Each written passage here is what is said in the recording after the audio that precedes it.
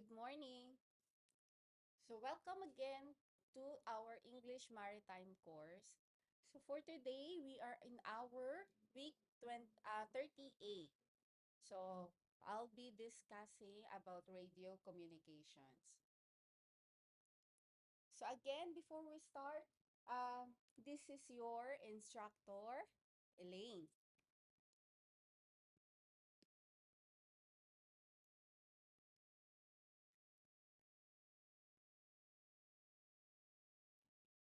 So,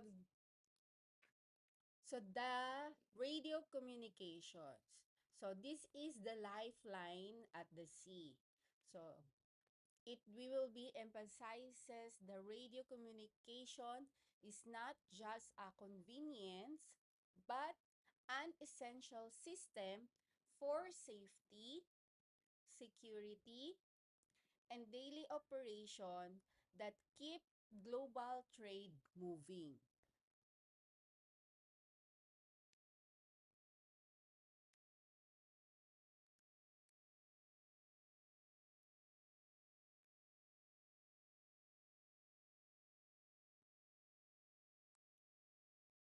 So why is this maritime communications are critical?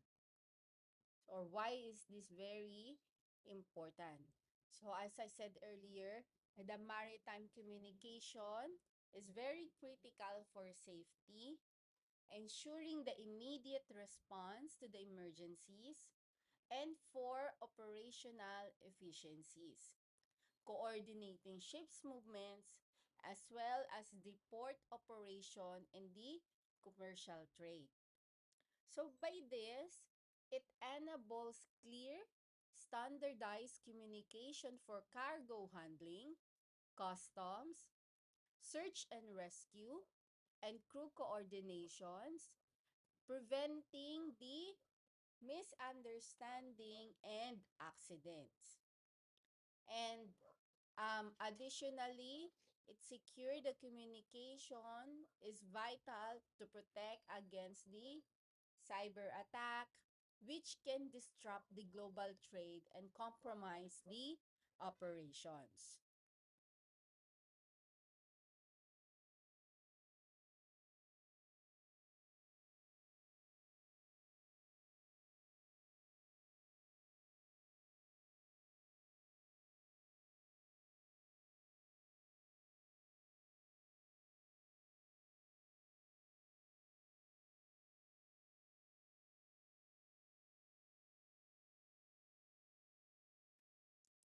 So I said, so I have here for safety.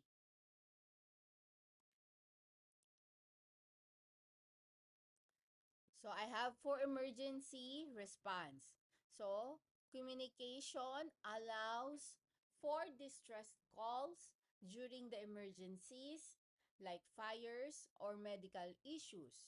It enables the quick response from other vessel and rescue services.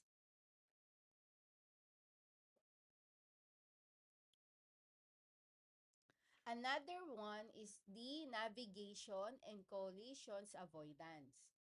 So meaning that the modern communication systems, it integrate with navigation tools to improve the situational awareness, helping ships avoid collisions and navigate the safely, especially in challenging or there's a unpredictable or very challenging weather.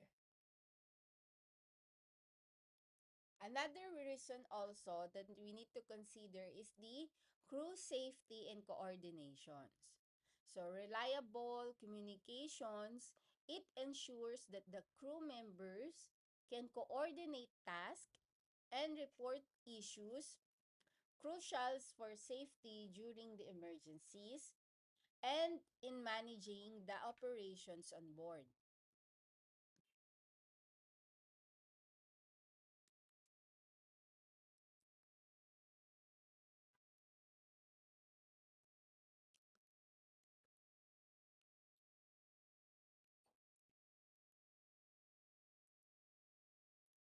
We also have here another reason is the for operational efficiencies. So because um, by by this section, it will includes the port operations, pilotage logistics, and fleet management. Because shipping is a logistics-driven industry.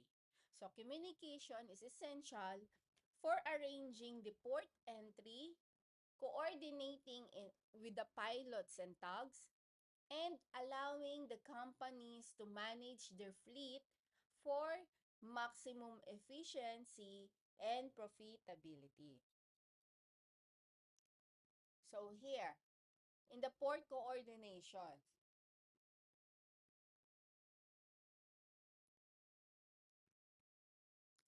so communication between ships and port authorities is very essential for scheduling arrivals and departures, coordinating the cargo handling, and managing the customs procedures. Another one is the commercial operations. So efficient communication, it facilitates the exchange of cargo, related information, invoices, and documentations, streamlining international trade.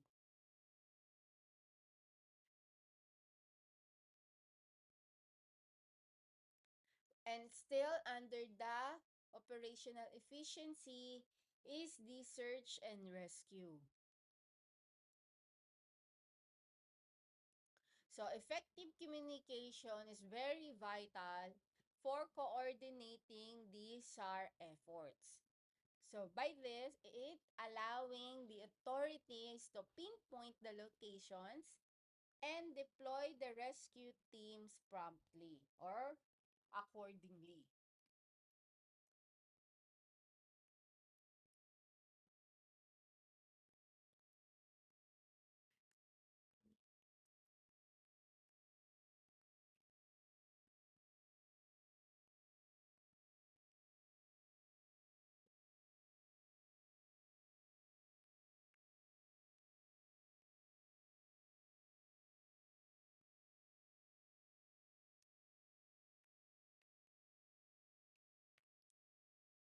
Another reason here why the maritime communication is very critical is also for the security and compliance.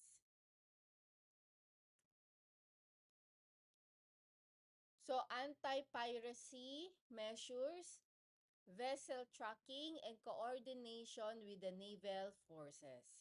So in high-risk areas, communication allows the ship to report a suspicious activity, receive the security alerts, and coordinates with international naval patrols.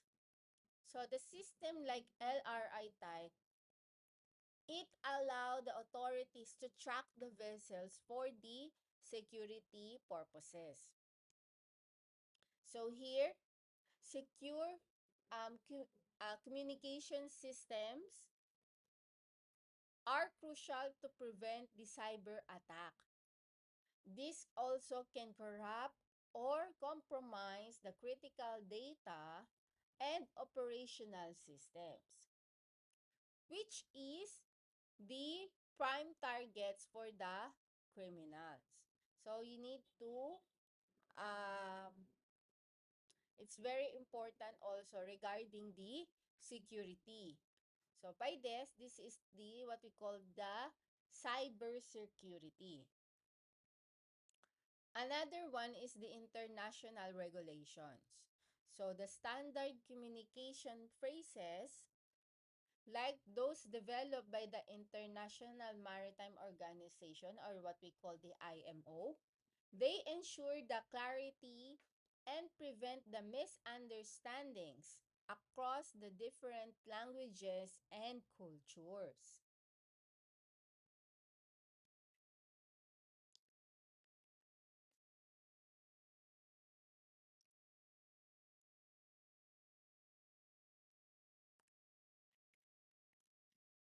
So we can also add here, so again, why this maritime are very critical. So we have the safety, regarding the safety for the operational efficiency and security also. We can also add here about the crew welfare. So the seafarers, they spend months away from home. So the ability to call the family or access the internet is a massive boost to the mental health and morale. So which is very crucial for uh retaining the skilled workforce.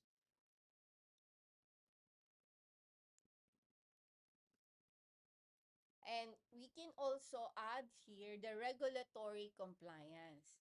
So this is about the fulfilling the international and national mandates. So the international treaties like the SOLAS, they mandate that the ships carry specific communication equipment. So failure to comply can result in fines, detentions, and the vessel being declared unseaworthy. So it's very also to um, it's very important also to consider the regulatory compliance.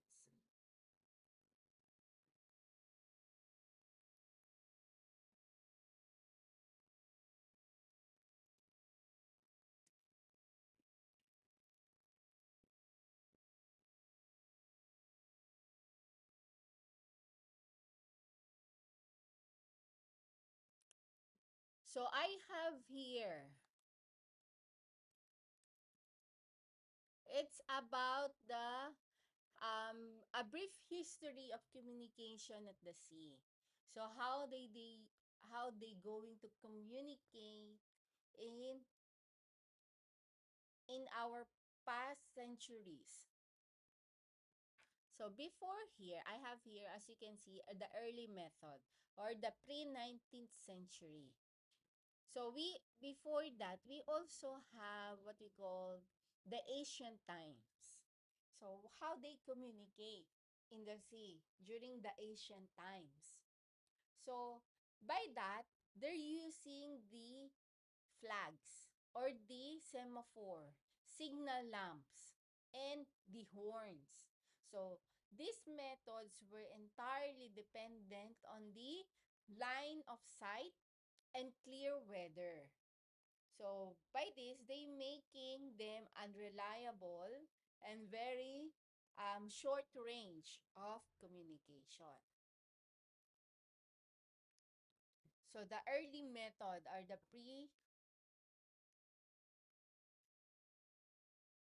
pre-19th century.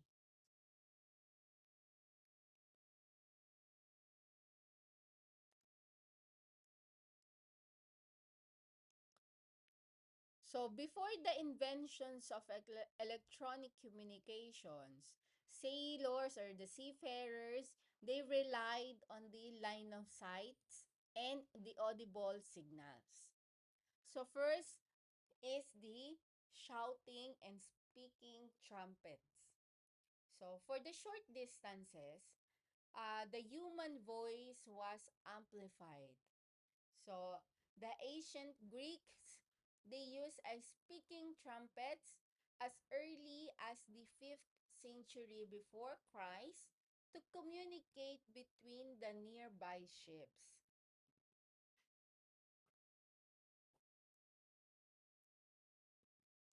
So they also using the humming pigeons. So the birds are used to carry a physical messages. So primarily between the ships and shores. So they were reliable as long as they were sent towards home. So they also use some pigeons for way of their communications. Another one is the sound signals.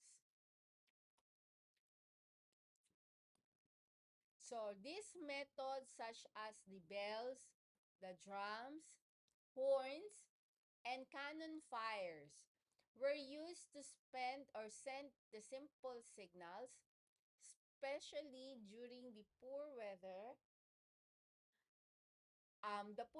conditions like the fog. Lighthouses also featured as a sound signals. We also have here, as I said earlier, the flags, beacons, and flares. So during the day, flags were used to send simple, pre-arranged messages.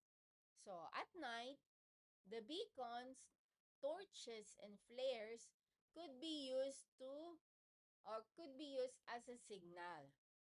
So upside down national insights are still recognized distress signals today.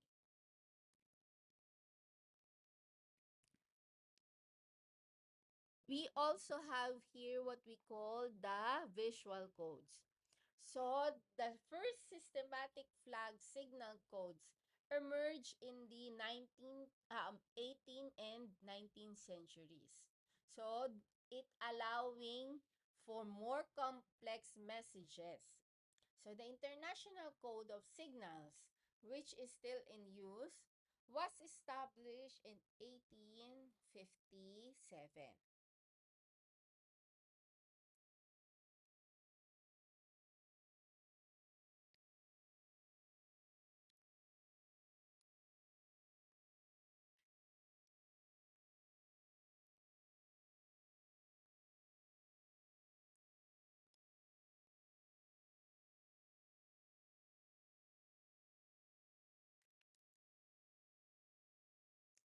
We also have here what we call the mechanical and electronical innovations in the 19th century.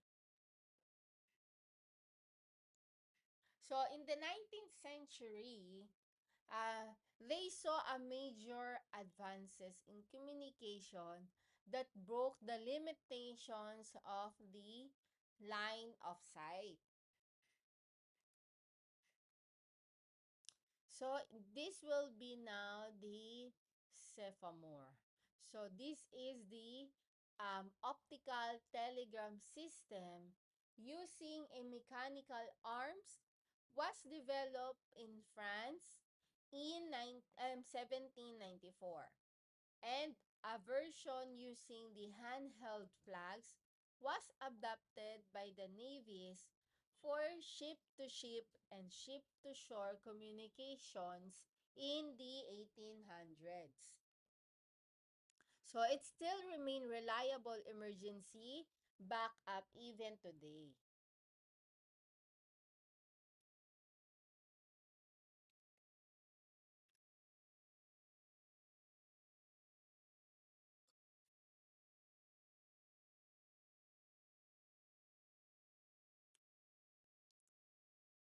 So next is we have here what we call the Morse code and the signal lamps.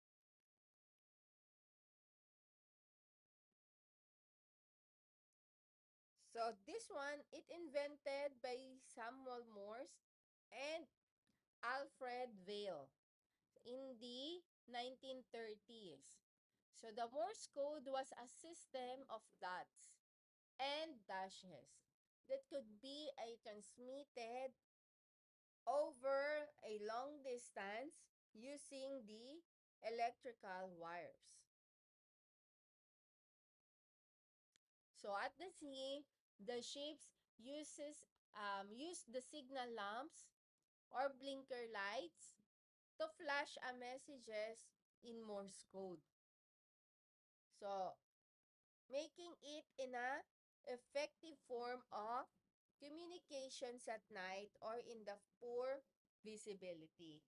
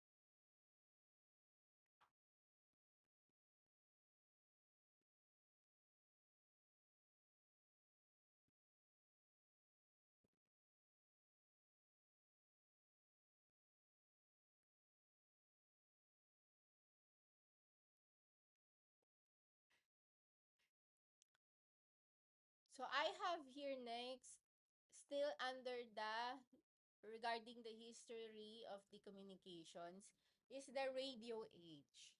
So we are now on the radio age.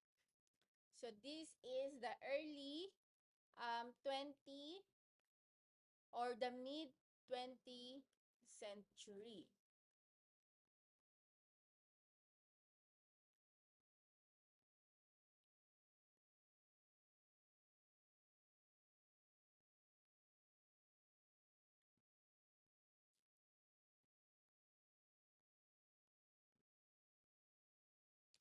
So in this stage or in this century, the invention of the radio at the turn of the 20th century.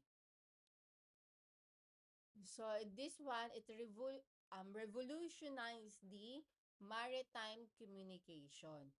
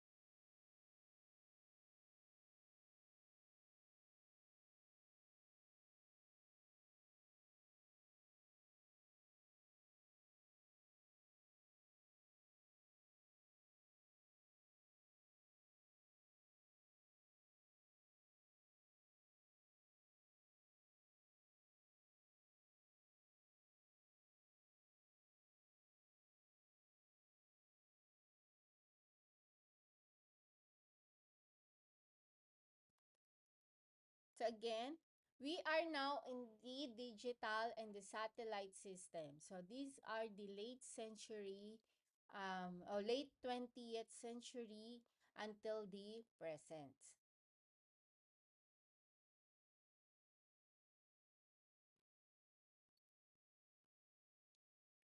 So this is the digital technology, and satellites eliminated communication blackouts at the sea.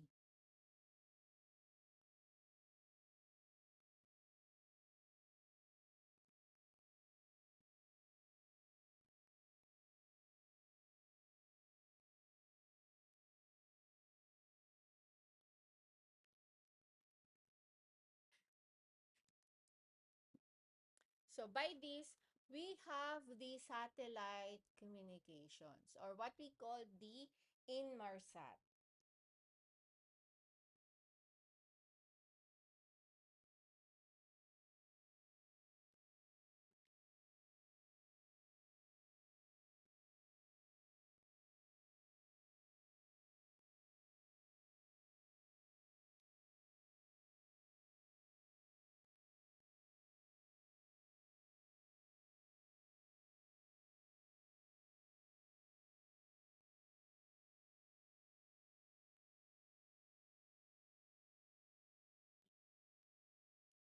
So in 1960s and 1970s, they saw the development of the satellite technology.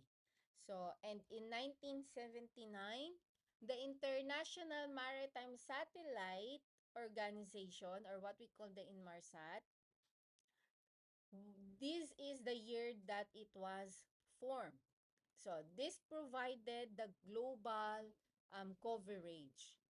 So by enabling the reliable long distance voice and data communication even in a remote oceanic areas.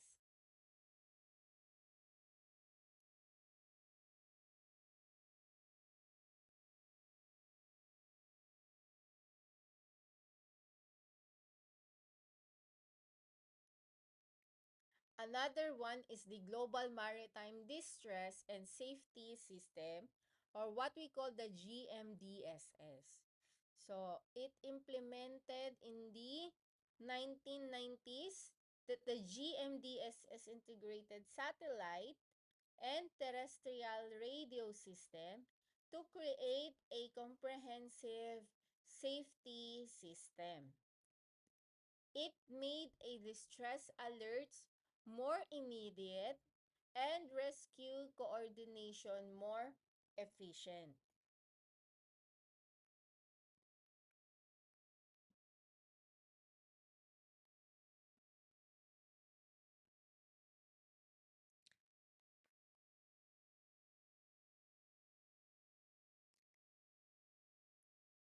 Next is the digital selective calling, or the DSC.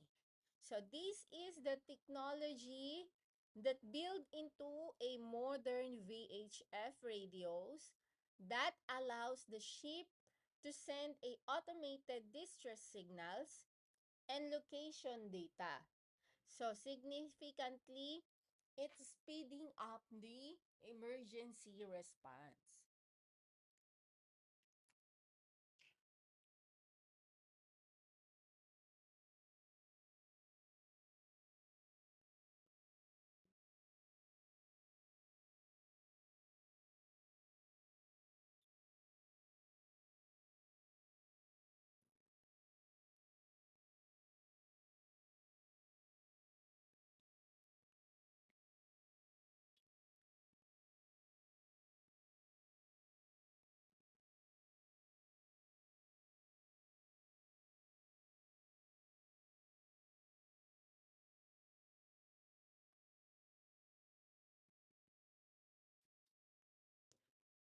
Lastly is the automatic identification system, or what we call the AIS.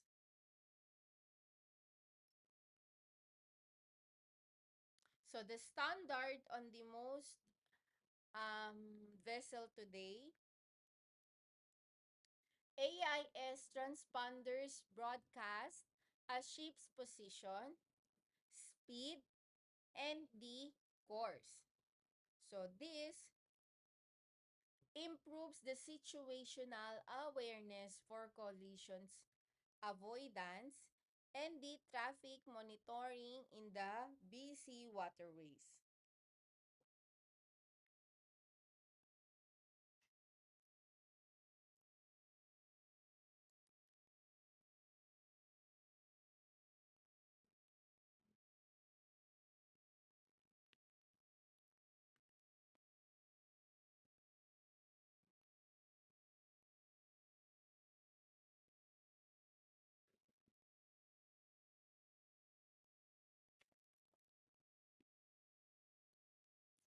So we are now in our the future maritime or the future of the maritime communication.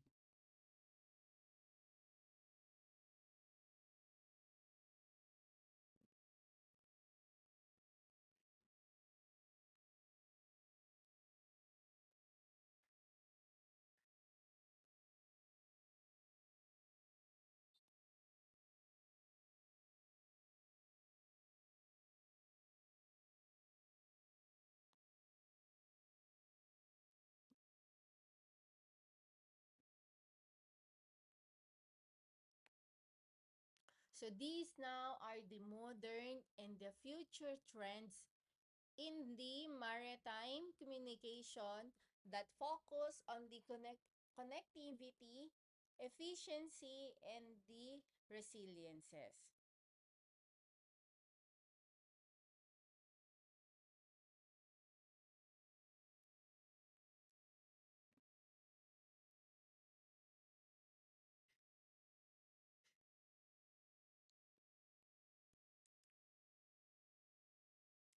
So on this era, we are now in the Internet of Things. So this is the ship will use the Internet of Things or the IoT sensors to collect and transmit the vast amounts of data on performance, fuel, and the environmental conditions that enhancing the maintenance and the operational efficiency.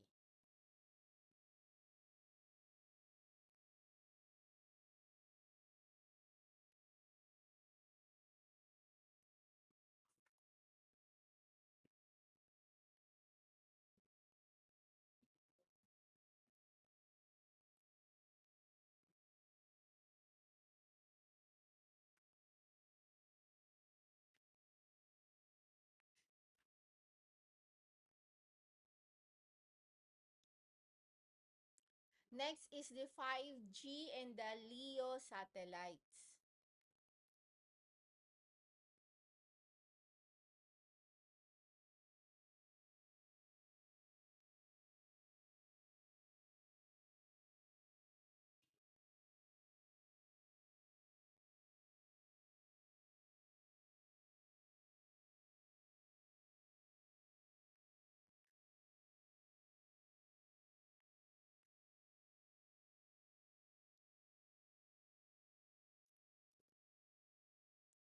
So the near coastal areas, the 5G networks will provide a high speed, low latency connectivity.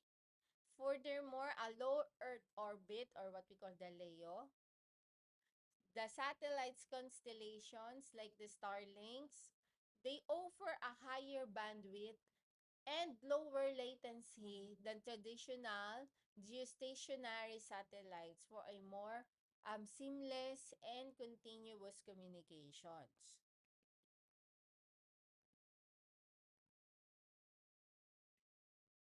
And next is the cybersecurity.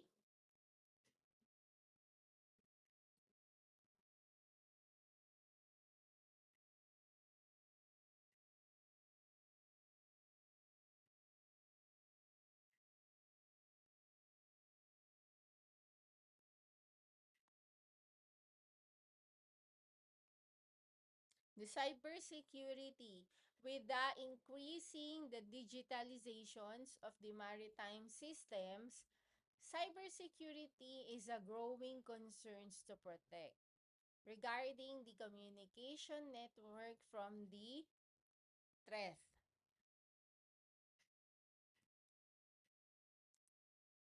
Because the world of internet is very wide. We also have the autonomous shipping.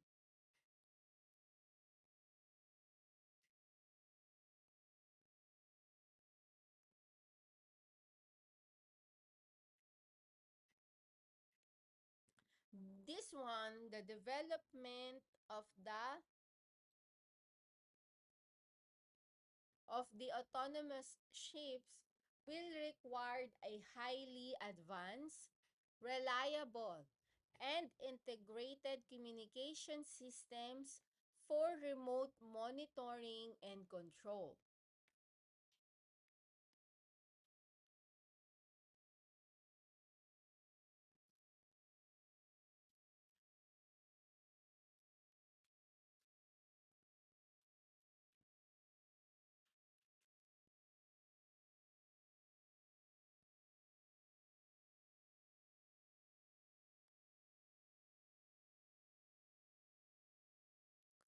Lastly is what we call the hybrid system.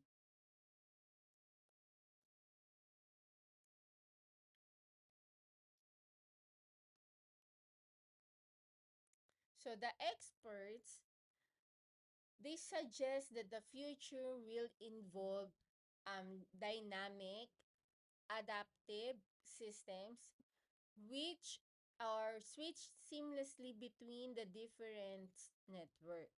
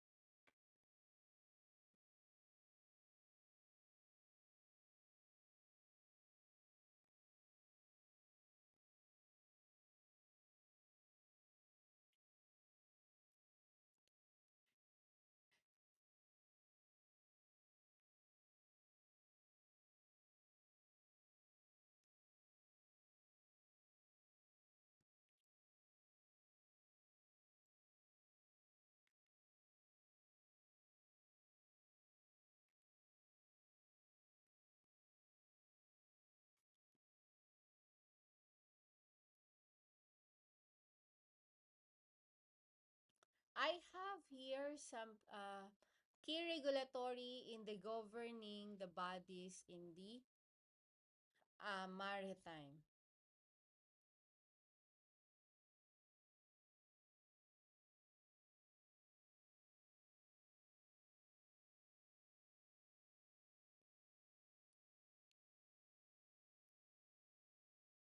So this one is the key international maritime regulatory body in the International Maritime Organization or the IMO.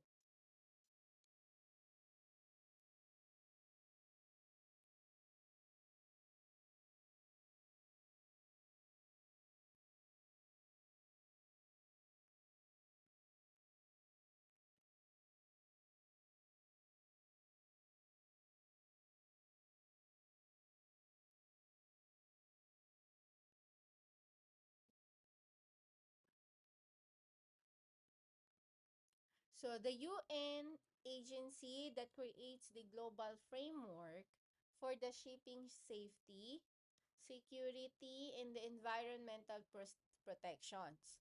So the other important bodies that include the International Chamber of the Shipping, which represent the industrial and development regulations, and organizations like the International Organization for Standardizations and regional commissions like the Helsinki Communication or Helsinki Commissions, national agencies like the Philippine Maritime Industry Authority or what we call the Marina implement and enforce these international standards within their own countries. So first is I have here what we call in the it's an the IMO in the International Maritime Organization. So this is the principle of the global regulatory body for the shipping. So an UN specialized agencies that sets the international standards for the safety and the security and the environmental protections.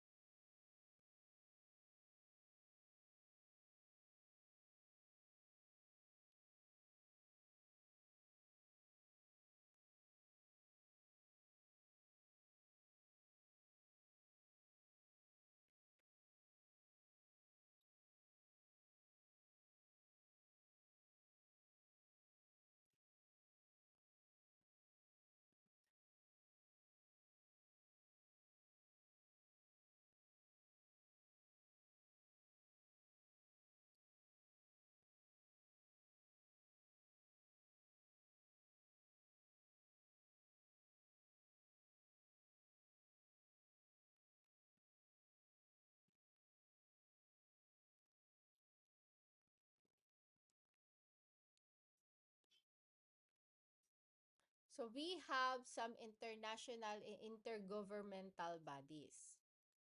So as I said earlier, so as you can see in here are the international organization. So first is I have what as I said earlier the IMO.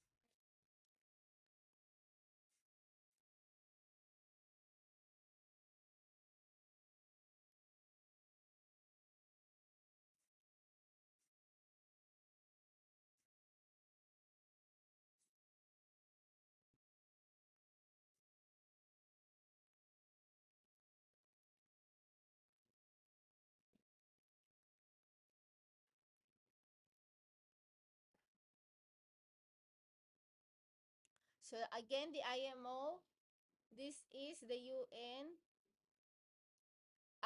specialized agency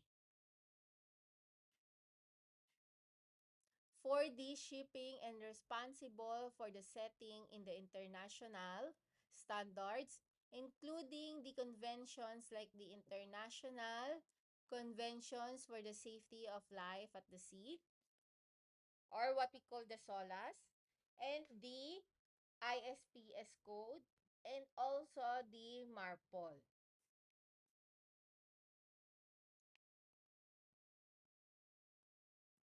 We also have here what we call the International Chamber of Shipping or the ICS.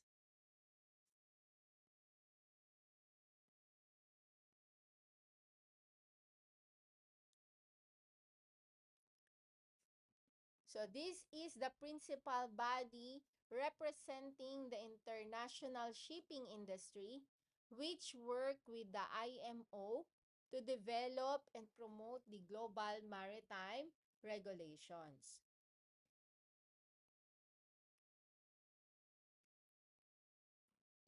I also have here what we call the ILA or the International Associations of the Marine Aids to Navigation and Lighthouse Authorities.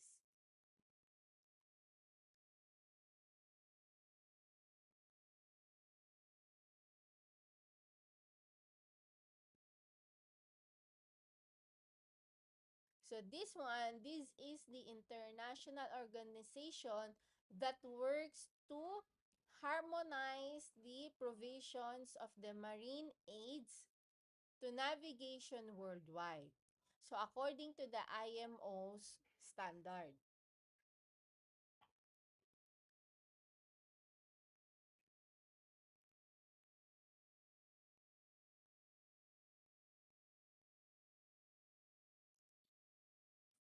Next is what we call the IHO.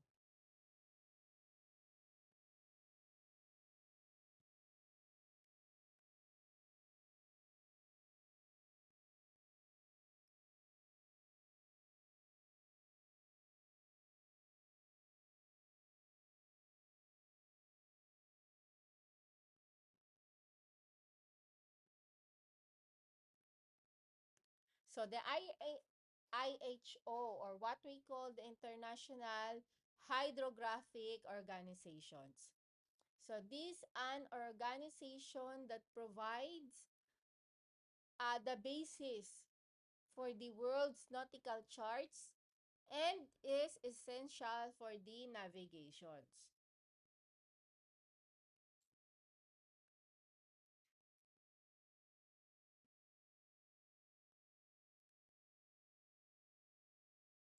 Next is the ISO.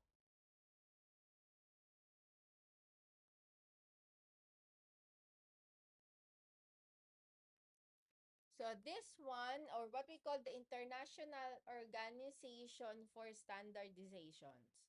So this one, it develops the international standards for various industries, or some of which are the applicable of the maritime activities, including also the safety.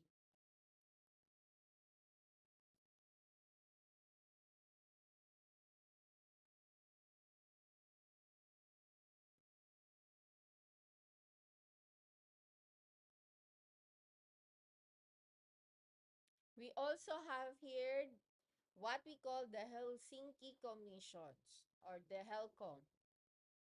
So this is the regional organization that focus on protecting the maritime environment of the Baltic Sea.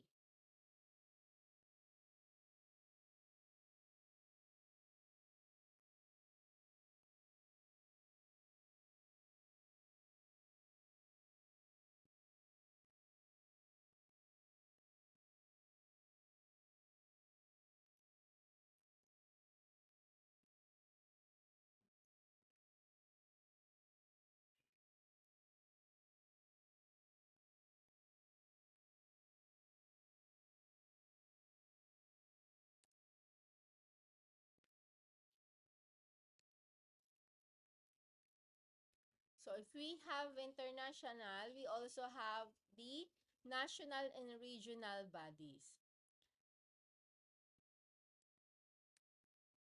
So this one, it includes now the Marina.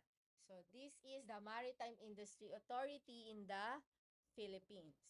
So this is the single maritime administration in the Philippines that responsible for implementing and enforcing the international conventions and related to the national laws. So the national maritime authorities. So most countries have a national authority. So they are the one responsible for enforcing the international and the domestic maritime regulations.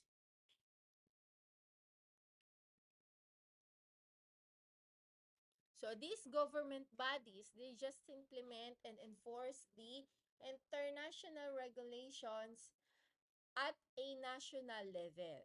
So they issue radio license and the operator certificates.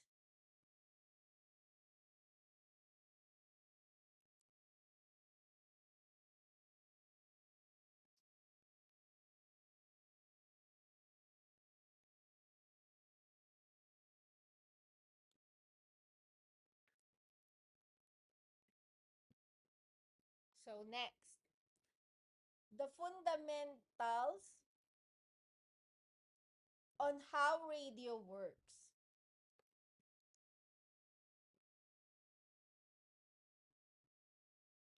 So the radio works by using the transmitter to encode the information into a electromagnetic radio waves.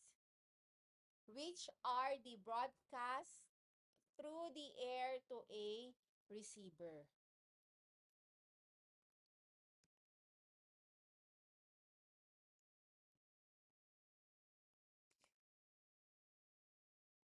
So the receiver or the receiver's antenna, this one, the antenna, it captures these waves. So which are converted to back into an electrical signal and encode the procedure sound or other data. So this process involves the fundamental principles of creating, transmitting, and receiving the oscillating electromagnetic waves. Okay, so we will be discussing this. So, so these are, I will explain the basic principle on how the radio are created and transmitted. So first is the transmission. Under the transmission is what we call the encoding. So the radio station or the transmitter takes the information and encodes it into a carrier waves. So this process is called the modulations.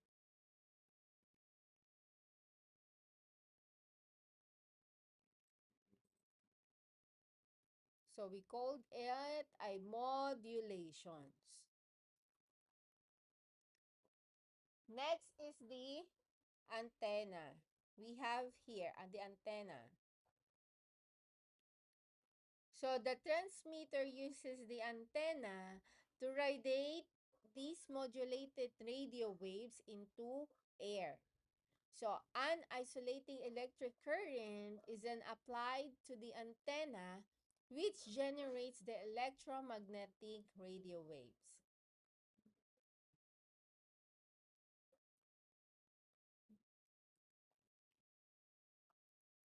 So after the transmission is what we call the reception. So under the reception is what we call the capture. So this one, the antenna on a radio receiver captures the radio waves that are passing through the air.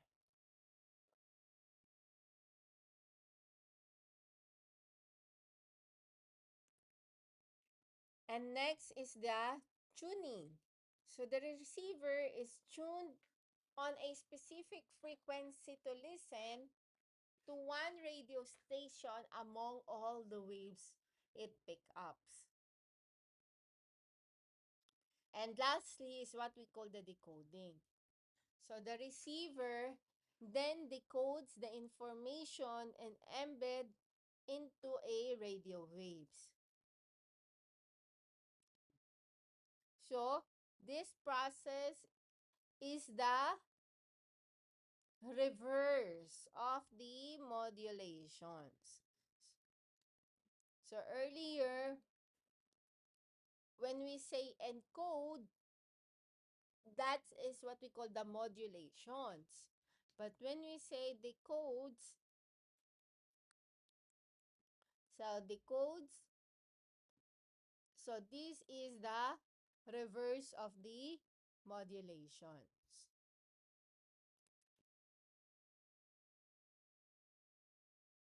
Another step is the what we call the playback. So this one is we have here what we call the signal processing. So the signal processing, this is the decoded signal is amplified and processed to remove the noise and the other interference. And lastly, we have the audio input or output, sorry. So finally, the process signal is sent to a speaker. So this one which converts the electrical signal back into sound waves that you can hear.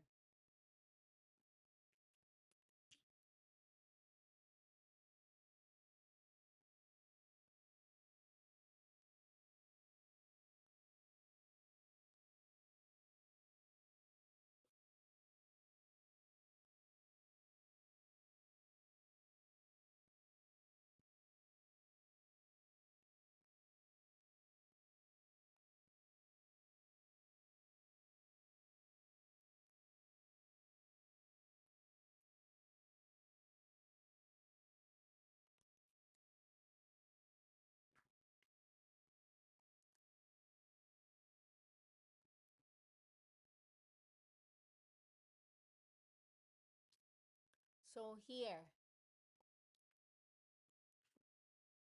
the key concepts of this, how the radio works. So basically, the radio communication converts the electrical into a radio waves that travel through the air. And a transmitter sends the waves and receiver picks them up. So we have here now what we call the frequency. So these are the number of waves passing a point per second. Different frequencies have different properties. So we also have here what we call the wavelength. So these are the distance between the wave crest. We also have what we call the modulations, imposing the information into a radio wave. So again, the frequency, think of it like a sound pitch. So the low frequency is like the bass note and the high frequency is like the treble note. So in radio, different frequency travel in different ways. So here the wavelength, this is the frequency and the wavelengths are inversely related. So the low frequency has a long wavelength and a high frequency has a short wavelength. So this is affects on the antenna size.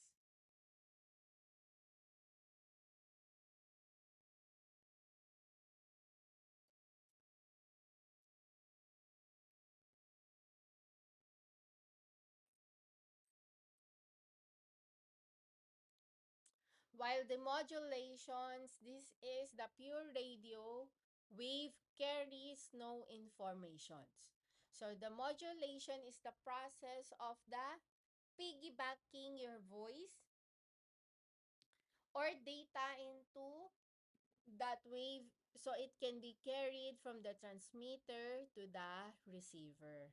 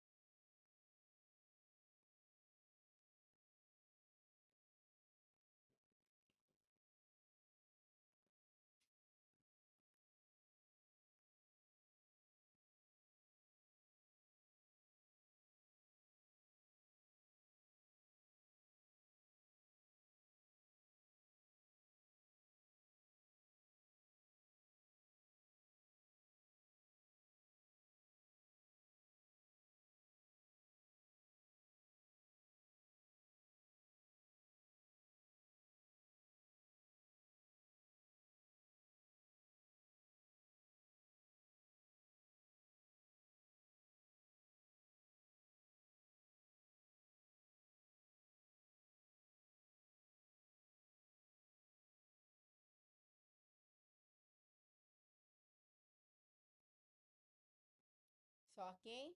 So, I hope this will be all cleared regarding the frequency, the wavelength, and the modulations.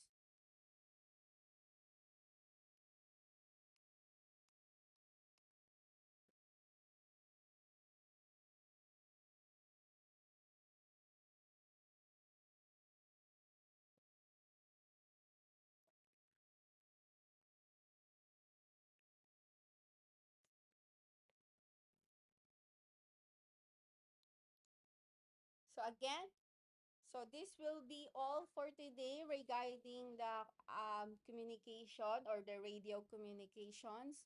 So we will be continue to discuss some parts of it by our next meeting.